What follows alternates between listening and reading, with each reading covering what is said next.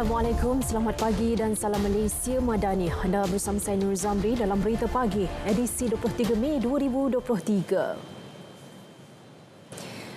40 individu ditahan disyaki terlibat dengan sindiket perjudian dalam talian dan penguruk wang digital tidak sah menerusi beberapa serbuan di Ibu Negara dan Selangor Jumaat lepas. Suspek terdiri daripada 17 lelaki dan seorang wanita tempatan, 15 lelaki dan 6 warga Cina serta seorang lelaki warga Singapura itu direman sehingga Khamis ini. Setiausaha Polis Malaysia Datuk Nursiah Muhammad Saaduddin berkata beberapa barang kes antaranya telefon bimbit, wang tunai dolar Amerika dan pelbagai jenama set komputer turut dirampas. Hasil siasatan mendapati sindiket menyediakan platform judi dalam talian yang menyasarkan warga Taiwan dan pelanggan yang berminat untuk bertaruh di platform itu. Sindiket juga didapati menjalankan kegiatan mengurup wang digital tanpa lesen dengan melakukan penukaran wang yang diterima dari China kepada mata wang kripto dolar yang kemudiannya menghantar semula mata wang itu ke negara tersebut. Kes disiasat mengikut Seksyen 420 Kanun Keseksaan dan Seksyen 4-1 Akta Pencegahan Pengubahan Wang Haram dan Pencegahan Pembiayaan Keganasan 2001. Jabatan Kemajuan Islam Malaysia JAKIM mengemukakan aduan rasmi kepada Suruhanjaya Komunikasi dan Multimedia Malaysia SKMM berhubung kewujudan akaun Telegram yang membincangkan topik lucah dikendalikan seorang wanita. Menteri di Jabatan Perdana Menteri Hal Ehwal Agama, Datuk Dr. Muhammad Naim Muhtar dalam pernyataan berkata perkara itu sedang dalam tindakan serta siasatan lanjut SKMM di bawah Seksyen 223 Akta Komunikasi dan Multimedia 1998 kurungan Akta 588. Pihak JAKIM juga dimaklumkan Jabatan Hal Ehwal Agama Terengganu turut membuat laporan polis bagi satu siasatan dapat dijalankan memandangkan individu berkenaan menetap di Terengganu. Media sebelum ini melaporkan mengenai seorang wanita yang didakwa menyebarkan fahaman menyimpang daripada syarat berkaitan perhubungan suami isteri dan menggunakan platform kumpulan Telegram untuk menyebarkan dakwah itu. Kumpulan Wang Simpanan Pekerja KWSP sedang bekerjasama dengan pihak berkuasa tempatan bagi mengenal pasti punca kebakaran bangunan lamanya di Petaling Jaya. Kerjasama itu turut melibatkan Pacific Senior Living Pacific. Jelas Jabatan Hal Ehwal Korporat KWSP dalam kenyataan, Pacific merupakan pihak pemaju yang sedang melaksanakan kerja pengubahsuaian semula bangunan tidak berpenghuni terletak di Jalan Gasing itu. Ia bakal dibangunkan menjadi kediaman warga emas selepas mementerai perjanjian perjakan selama 30 tahun dengan KWSP pada 6 April 2022. Kebakaran berlaku pada pagi Isnin melibatkan tingkat 4 dan tingkat 5 selain tiada insiden kemalangan jiwa dilaporkan. Ini merupakan kebakaran kali kedua bangunan tersebut selepas insiden sama pada 2018. Seramai 591 penjawat awam dikenakan tindakan tata tertib atas pelbagai kesalahan tahun lalu. Menurut pengerusi SPA, 51 orang telah dikenakan tindakan tata tertib, 28 orang ditahan kerja dan 14 orang digantung kerja selain 498 orang membuat rayuan tata tertib. Kesalahan yang sering dilakukan adalah gagal hadir bertugas. Yang paling famous sekali adalah ponteng dan tidak hadir bertugas. Ada yang 1 hari, 2 hari, 7 hari, ada yang berpuluh hari, ada yang mengikut bulanan, ada yang cuti tahunan tanpa diketahui pun ada. Jadi perkara seperti ini tidak wajib atau tidak patut berlaku dalam perkhidmatan awam dan kita telah pun dibekalkan dengan tata cara, tata kelola untuk kita hadir bertugas. Maka saya menyerulah patuhilah juga peraturan-peraturan yang telah ditetapkan.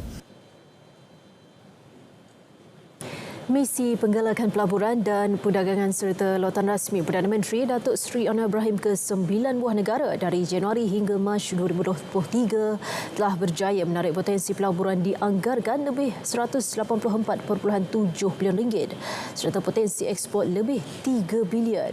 Menteri di Jabatan Perdana Menteri Hal Ehwal Sabah, Sarawak dan Tugas-Tugas Khas Datuk Armizan Muhammad Ali berkata antara misi utama digalas Perdana Menteri adalah meyakinkan bakal pelabur untuk melabur di Malaysia. Antara negara yang dilawati Perdana Menteri dan delegasi kerajaan adalah Indonesia, Brunei Darussalam, Singapura, Thailand, Turki, Filipina, Arab Saudi, Kemboja dan China. Datuk Armizan berkata lawatan rasmi dan persidangan antarabangsa itu platform terbaik bagi mempromosikan Malaysia serta memberi maklumat terkini kepada komuniti perniagaan antarabangsa mengenai kedudukan ekonomi dan persekitaran perniagaan di negara ini, khususnya dalam sektor kebudayaan dan pelancongan ke arah menggalakkan perhubungan yang lebih akrab dalam kalangan rakyat dan pertumbuhan sosioekonomi yang mampan. Lawatan rasmi ke Arab Saudi dari 22 hingga 24 Mac 2023 menyaksikan pemeteraian dan pertukaran memorandum persefahaman antara syarikat Malaysia dan Arab Saudi dengan anggaran kos pelaburan berjumlah $50 juta. Manakala ketika lawatan rasmi ke Kemboja, 2 MOU ditandatangani antara kerajaan Malaysia dan Kemboja berhubung pengambilan, penggajian dan penghantaran pulang pekerja domestik dan penghantaran pulang pekerja. Keupayaan pertahanan negara boleh dipertingkat dengan kerjasama serantau. Menteri Pertahanan Datuk Seri Mohamad Hassan menjelaskan penganjuran pameran antarabangsa maritim dan aeroangkasa Langkawi 2023 membantu merealisasikan pelan tindakan industri pertahanan negara sekaligus memperkukuh keselamatan antarabangsa. This is essential towards the realization of goal set in our soon-to-be-established Defence and Security Industry Blueprint. This blueprint includes our vision for Malaysia to contribute to global security through the production of hardware and technology. Beliau berkata demikian ketika berucap pada Majlis Perasmian 523 di Pusat Konvensyen Antarabangsa Langkawi LICC malam tadi. Turut hadir Menteri Pengangkutan Anthony Loke Siu Fok dan Menteri Besar Kedah Datuk Seri Muhammad Sanusi Makno. Sementara itu, Menteri Pengangkutan Anthony Loke menyifatkan 523 sebagai platform terbaik mengembangkan industri maritim dan aeroangkasa yang terkesan akibat pandemik COVID-19.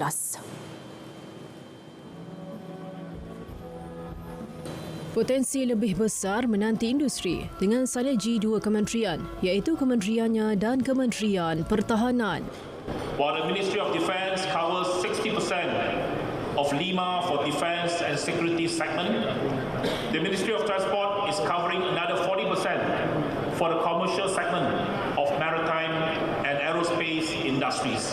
Loke menambah sektor komersial industri maritim dan aeroangkasa memberi tumpuan kepada perkhidmatan dan produk utama, perkhidmatan sampingan, kemajuan teknologi dan pendidikan terkini, selain memberi impak kepada akademik dan peluang kerjaya. 1.1 bilion ringgit diperuntukkan oleh Kementerian Pendidikan Tinggi KPT menerusi rancangan Malaysia ke-12 bagi 21 projek berkaitan pembangunan universiti awam di Johor. Menteri Besar Johor Datuk On Hafiz Kazim berkata kementerian itu turut memperuntukkan lebih 612 juta ringgit bagi pelaksanaan 9 projek politeknik. Pada Isnin, Datuk On Hafiz mengadakan kunjungan hormat dan perbincangan dengan Menteri KPT, Datuk Seri Muhammad Khalid Nordin. Beliau berkata perbincangan menyentuh beberapa perkara penting berhubung perkembangan sektor pendidikan tinggi di negeri itu dan inisiatif bagi melahirkan lebih ramai tenaga mahir.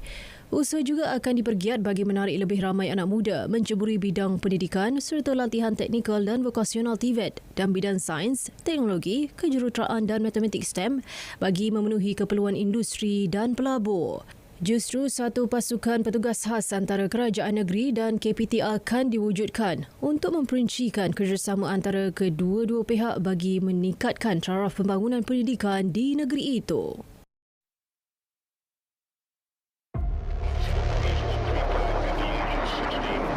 Saksikan secara langsung Majlis Perasmian 523 Langkawi. Selasa 23 Mei 2023, 9.15 pagi. Dan Majlis Penutup 523 Langkawi, Sabtu 27 Mei 2023, 12.30 hari. Bertempat di Pusat Pameran Antarabangsa Mahsuri Langkawi. hanya di TV1, saluran berita RTM dan rtmclick.rtm.gov.my.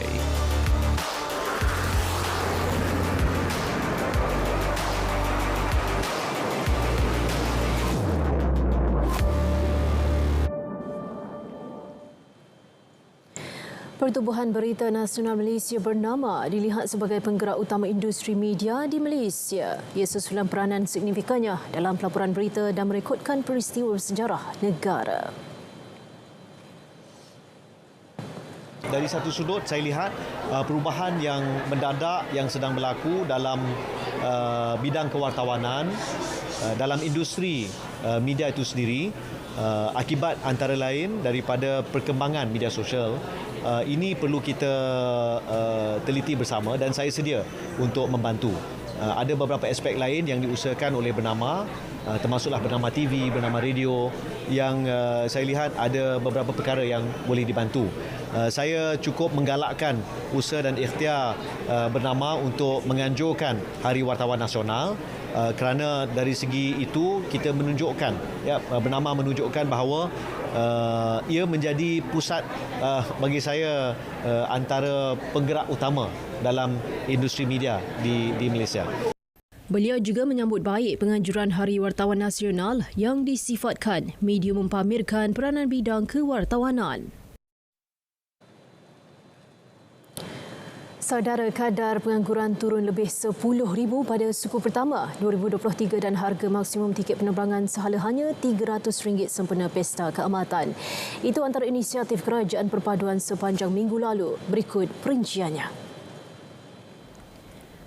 Pertama, kadar pengangguran turun lebih 10,000 suku pertama 2023. Kedua, harga maksimum kapal terbang hanya RM300 sempena Hari Keamatan. Ketiga, peruntukan RM10,000 untuk setiap MPP UiTM. Keempat, dua kementerian bekerjasama selesaikan isu air. Kelima, 10 inisiatif kurangkan beban guru diumumkan. Keenam, peruntukan hampir RM100 juta bagi kuartus polis. Ketujuh, kaunter khas imigresen dibuka untuk jemaah haji. Ke-8, kerajaan teliti pindah akta perkhidmatan pos. Ke-9, kerajaan kenal pasti tanah untuk agro makanan. Dan ke-10, 3 laluan kontra dibuka Julai ini untuk atasi kesesakan. Siri program perpaduan bakal dianjurkan bersama penduduk tempatan bagi meningkatkan kefahaman dan semangat perpaduan Malaysia Madani di daerah Gebang Pasu, Kedah. Ia kesinambungan program sebelum ini yang dilaksanakan Kerajaan Perpaduan tanpa mengira perbezaan percayaan politik. Jadi selepas ini, setiap program yang kita jalankan untuk berjumpa dengan masyarakat ialah program Kerajaan Perpaduan. Setakat ini penerimaan masyarakat yang kita jumpa ada pelbagai. Contohnya, kita juga bincang tadi bahawa setelah sekian lama UMNO ni wujud, kita berselisih pendapat dengan DAP contohnya. Kita faham, tetapi inilah yang kita tugas pimpinan, majlis pimpinan yang ada di kawasan ini untuk turun memberi penjelasan kepada masyarakat kerana penjelasan ini penting. Bukan sekadar slogan, penghayatan konsep Malaysia Madani dalam kalangan belia mampu mengubah cara berfikir sekaligus melahirkan modal insan kelas pertama. Sebagai pelapis negara, belia yang berfikiran matang dan rasional bakal membentuk masa depan negara yang cemerlang. Ikuti kupasan disediakan wartawan Farah Huda.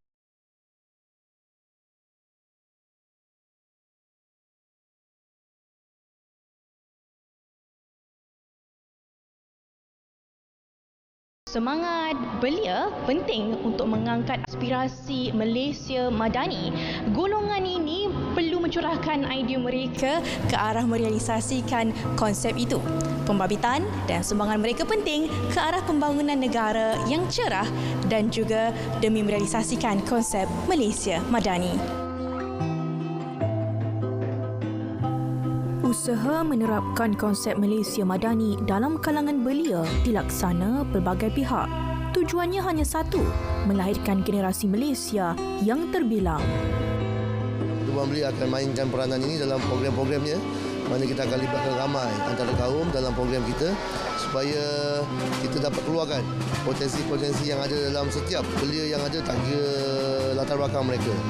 Dan menerusi program ini juga, kita sebenarnya nak belia kita ni dekat dengan pemimpin.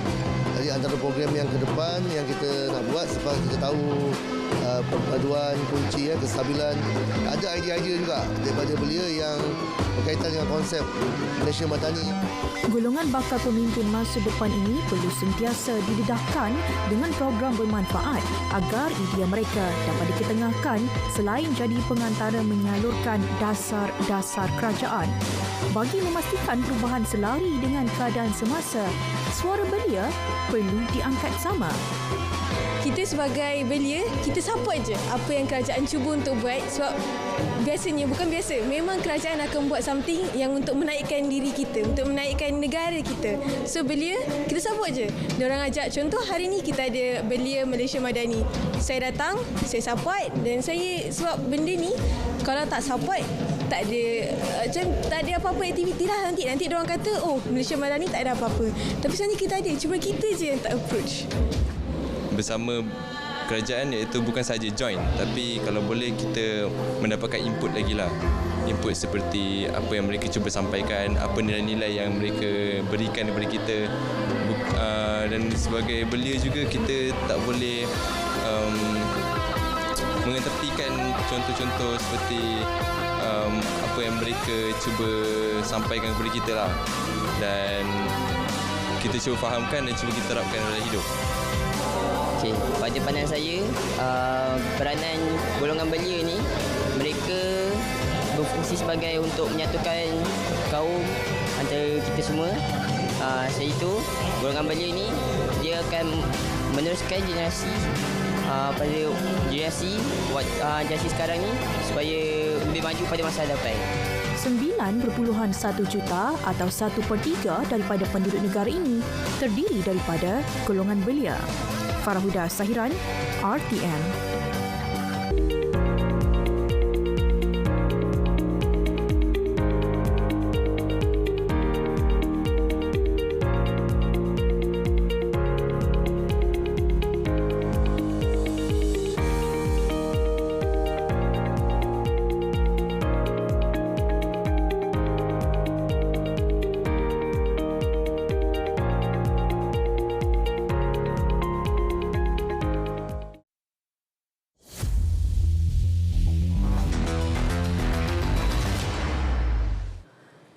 Perkembangan sukan kita mulakan dengan badminton Malaysia Masters 2023. Pemerhati sukan tempatan Muhammad Sadiq Mustafa berharap pemain persaingan negara Lee Zijia dapat menamatkan badi terkeluar awal dalam kejohanan di Malaysia. Beliau turut menaruh keyakinan pemain berusia 25 tahun itu mampu menyelah berdasarkan aksi cemerlang seperti ditampilkan semasa Piala Sudirman minggu lalu.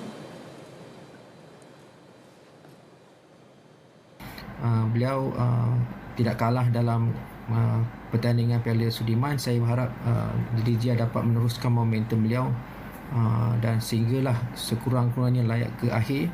Kalau jadi johan di Master Malaysia ini adalah bonus bagi beliau dan ia merupakan satu titik mula yang bagus untuk beliau. Kejohanan Malaysia Masters berlangsung hari ini sehingga 28 Mei dengan menawarkan wang hadiah keseluruhan lebih 1.9 juta ringgit. Ini pula kejuaraan FIM Junior GP European Talent Cup ETC. Perempuan muda negara Hakim dan Shramli tekad bangkit dalam perlumbaan seterusnya selepas gagal menyelah dalam saingan di Lita Ricardo Tormo Spanyol pada Ahad.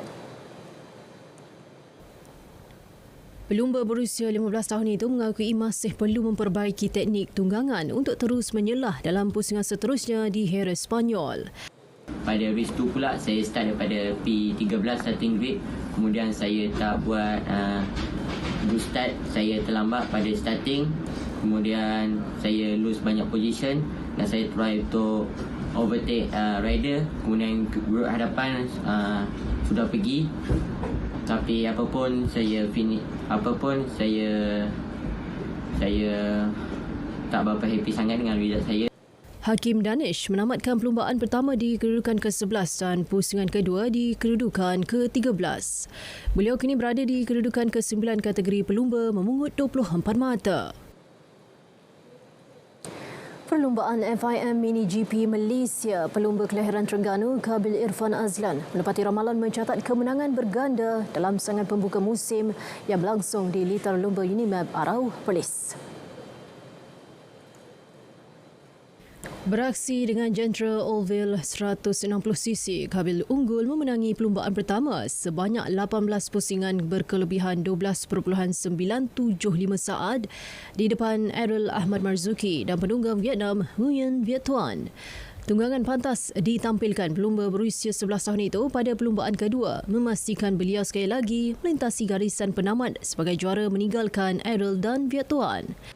Saya harap saya dapat konsisten di setiap perlumbaan dan melumba di Malaysia lagi. Dua penunggang terbaik saingan kelas perdana bakal terpilih mewakili negara dalam kejuaraan dunia yang akan diadakan di Valencia, Sepanyol pada November. Khabil merupakan juara keseluruhan musim lepas. Perkembangan kejohanan rugby 7 sebelah Asia Tenggara C7s, Malaysia terpaksa berpuas hati meraih tempat ketiga di belakang Thailand dan Taiwan. Skuad negara memulakan kejohanan dengan cemerlang apabila menewaskan Singapura 19-17 dan Kemboja 55-0 dalam saingan kumpulan B. Kejayaan itu membolehkan skuad kendalian Ahmad Fazli Ahmad Idris bergelar juara kumpulan dan berdepan naib juara Thailand dalam saingan separuh akhir.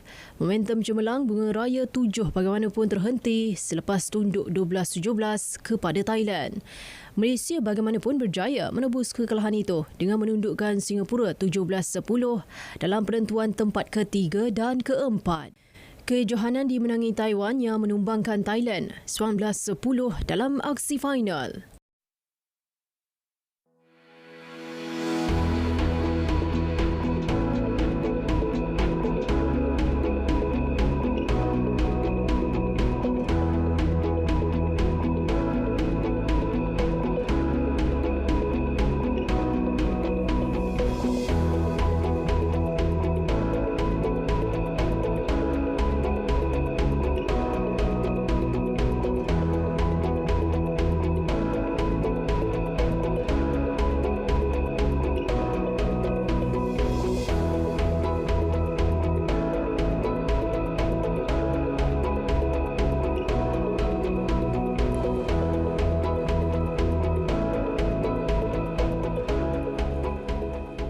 Baik saudara, berita pagi berakhir di sini. Menyusul selepas ini berita pagi Sabah dan berita pagi Sarawak untuk perkembangan berita setempat.